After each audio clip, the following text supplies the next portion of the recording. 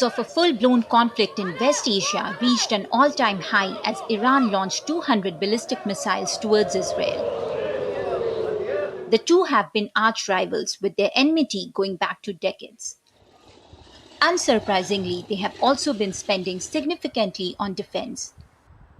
According to the Stockholm International Peace Research Institute, after the October 7th Hamas attack, Israel's defense budget in 2023 rose by 24% to over $27 billion, while Iran's spending on military stood at $10.3 billion. Israel also received nearly $4 billion in military aid from US in 2023. In the same year, defense budget accounted for 5.3% of Israel's GDP, while for Iran the share stood at 2.1%. Military expenditure accounted for 2.3% of the global GDP.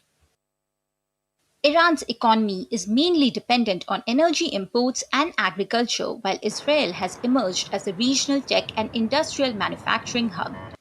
Iran's economy has also been hit hard by Western sanctions over its nuclear program. According to the most recent data, the country's nominal GDP stood at $388 billion, while for Israel it was $509 billion.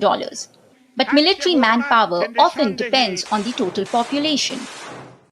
Israel has nearly 170,000 active personnel, while Iran has over 600,000 active personnel.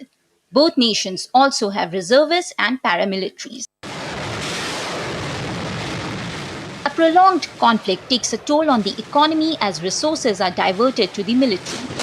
With visitors avoiding West Asia as tensions escalate, sectors like aviation and tourism have already been hit.